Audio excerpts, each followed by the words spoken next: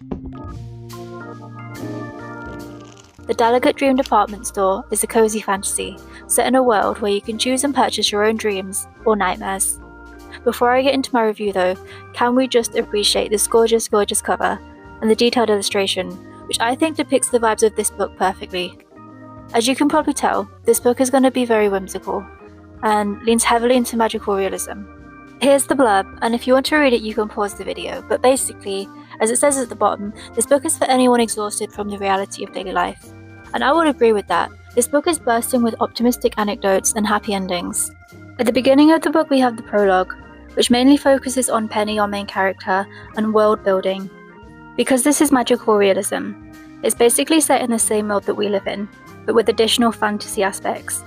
I enjoyed this backstory of the Time God and the Three Disciples, which explains how and why people are able to buy dreams in this world. I found the world building simple, yet done really well. It blended reality and fantasy perfectly. Throughout the next chapters, we follow Penny as she embarks on her new job, and of course as she learns things, we also learn things as readers. Each chapter felt like it had its own mini-plot and conflict resolution at the end, so I think it's fair to say that each chapter felt like a mini-story or short story. As the book progresses, we're introduced to a variety of characters, and I like the blend of names that the author chose to use, from Western names to fantasy names, and to Korean names. This book is on the shorter side, so I wasn't expecting a complex plot, but as time went on, it became apparent that there's no overarching plot of the book at all, unless you count Penny's personal development. I think the main aim of the book is to showcase the magical world of the department store, which in itself is a nice concept. However, I do think because of this, the prose and the dialogue suffered.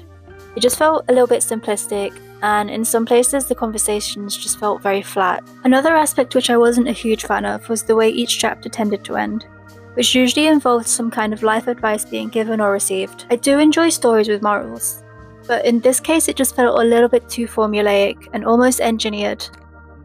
From looking at the author's biography, you can see that this is her debut novel, so maybe it's possible that she was still trying to find her writing feet when she wrote this. Maybe she didn't have such a polished writing style. And also this first novel was crowdfunded, so it could be indicative that it was maybe not extensively edited. I'm just guessing, but that's just my theory. I think it's also worth noting that this was originally written in Korean, and I of course read the English translation. So is it possible that something got missed in translation?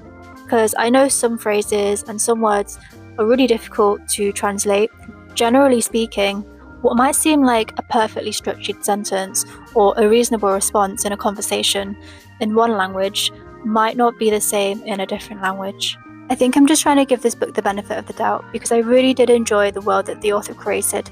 It was unique, and it was also refreshing to find a book that's not heavy fantasy or not romantasy, which seems to be dominating bookstores recently.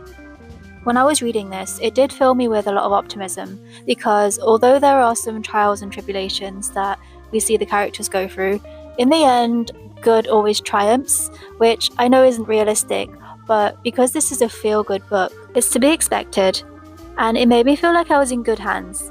Like I knew there was not going to be a bad ending. However, that does bring me on to some negative points that I want to make about this book. And I say this with a heavy heart because, like I said, it was really optimistic.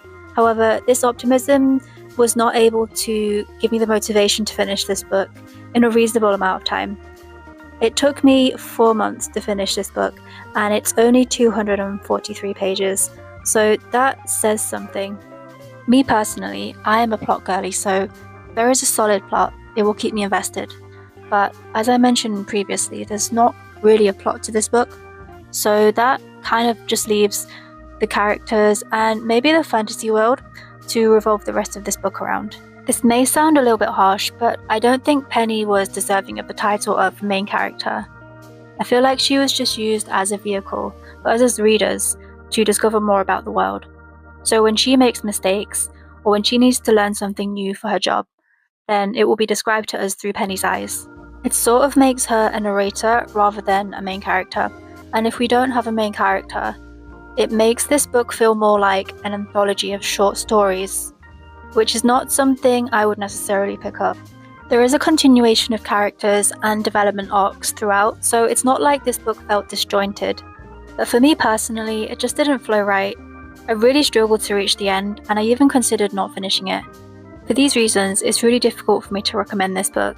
I found the concept and the overall world really intriguing, but I felt like the storytelling let it down. However, there is a sequel, so clearly there is a demand, and a lot of love for the first book.